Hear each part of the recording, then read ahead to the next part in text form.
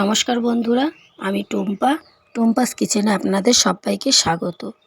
আবারও আমি চলে এসেছি নতুন একটি রেসিপি নিয়ে। আমি আজকে আপনাদের সাথে শেয়ার করব পাবদা মাছের ঝালের রেসিপি। চলুন দেখে নেওয়া যাক। দেখো বন্ধুরা, মাছগুলোকে আমি ধুয়ে পরিষ্কার করে নিয়ে চলে এসেছি। এখন এগুলোকে ম্যারিনেট করে নিতে হবে। ম্যারিনেট করার জন্য সবার প্রথমে আমি দিয়ে দেবো সামান্য একটু লবণ,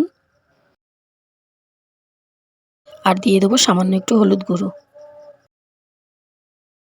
আর দিয়ে দেবো সামান্য একটু তেল।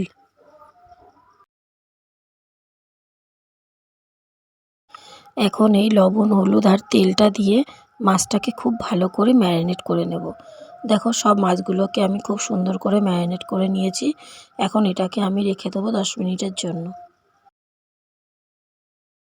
এদিকে মাছগুলো ভেজে নেওয়ার জন্য আমি ওভেনে একটি কড়াই বসিয়ে নিয়েছি। কড়াইটি খুব ভালো করে গরম করে নিয়ে এখন এর ভিতরে আমি পরিমাণ মতো তেল দিয়ে দেবো। এবার তেলটাকেও খুব ভালো করে গরম করে নেব।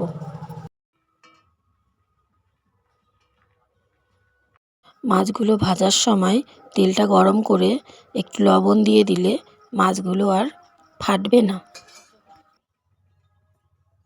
দেখো বন্ধুরা, তেলটা গরম হয়ে গেছে। এখন আমি এক এক করে মাছগুলোকে দিয়ে দেবো। একসাথে আমি খুব বেশি মাছ দেব না, তাহলে নাড়াচাড়া করার সময় ভেঙে যেতে পারে। তাই আমি অল্প অল্প করে দিয়ে মাছগুলোকে ভেজে নেব।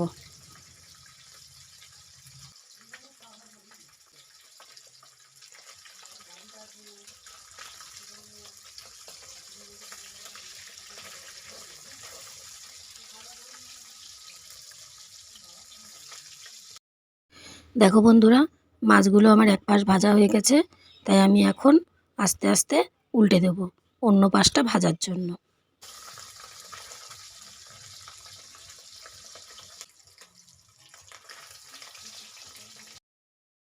মাছগুলোকে দুদিকে ভালো করে ভেজে নিয়েছি। এখন এই মাছগুলোকে আমি তুলে নেব।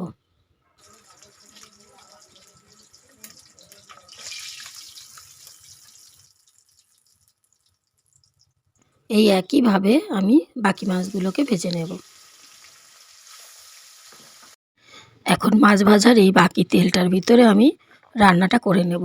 তাই সবার প্রথমে একটা শুকনো লঙ্কা দিয়ে দিলাম ফোড়নে, আর দিলাম কিছুটা কালো জিরে।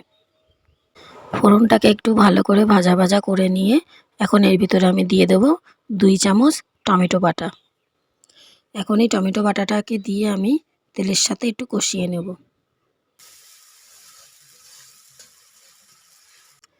দেখো, টমেটোটা আমি একটু কষিয়ে নিয়েছি। এখন এর ভিতরে আমি দিয়ে দেবো 2 চামচ পেঁয়াজ বাটা।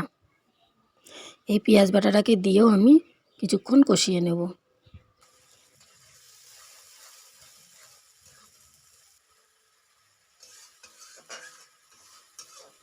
পেঁয়াজ আর টমেটোটাকে আমি খুব ভালো করে কষিয়ে নিয়েছি। এখন এর ভিতরে দিয়ে দেবো 1/2 চামচ আদা বাটা, আর 1/2 চামচ রসুন বাটা, আর দিয়ে দেবো 2 চামচ কাঁচা লঙ্কা বাটা।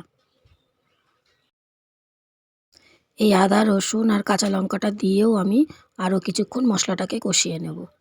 মশলাটাকে কিছুক্ষণ কষিয়ে নেওয়ার পরে এখন আমি দিয়ে দেব 1/2 চামচ হলুদ গুঁড়ো, 1/2 চামচ লবণ দিয়ে আমি আবারও কষাতে থাকবো।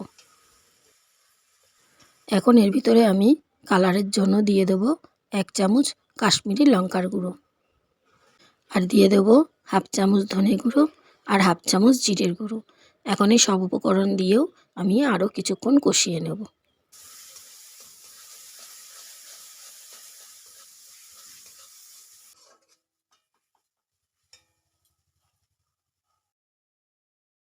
দেখো বন্ধুরা, মশলাটা থেকে কিন্তু খুব সুন্দর তেল ছেড়ে গেছে। এখন এর মধ্যে দিয়ে দেব ফেটিয়ে রাখা 2 চামচ টক দই। এই টক দইটা দিয়েও আমি মশলার সাথে ভালো করে কষিয়ে নেব। এই সময়টা আমরা গ্যাসের ফ্লেমটাকে লো করে নেব।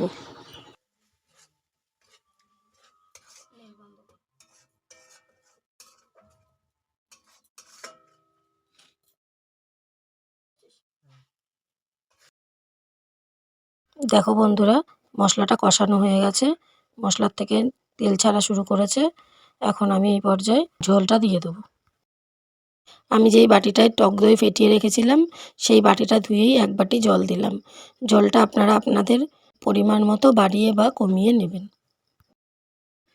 জলটাকে মশলার সাথে মিশিয়ে এখন এটাকে ফুটতে দেব। তো বন্ধুরা, আজকের এই পাবদা মাছের ঝালের রেসিপিটি আপনাদের কেমন লাগলো অবশ্যই কমেন্টে জানাবেন। ভালো লাগলে লাইক করবেন, বন্ধুদের সাথে শেয়ার করবেন, আর চ্যানেলটি যদি সাবস্ক্রাইব করা না থাকে অবশ্যই সাবস্ক্রাইব করে রাখবেন এরকম আরও নতুন নতুন রেসিপি সবার আগে পাওয়ার জন্য। দেখো বন্ধুরা, ঝোলটা কিন্তু ফুটে উঠেছে। এখন আমি ভেজে রাখা মাছগুলোকে ঝোলের ভিতরে দিয়ে দেবো।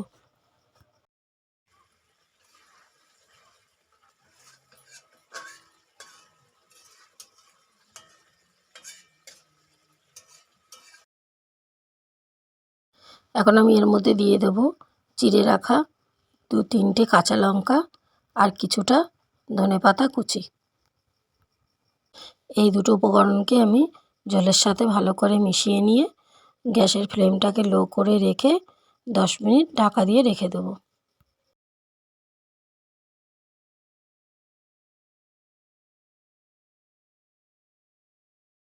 দেখো বন্ধুরা, আজকের রান্নাটি আমার কমপ্লিট হয়ে গেছে। তো দেখা হচ্ছে পরের ভিডিওতে নতুন কোনো রান্নার রেসিপি নিয়ে।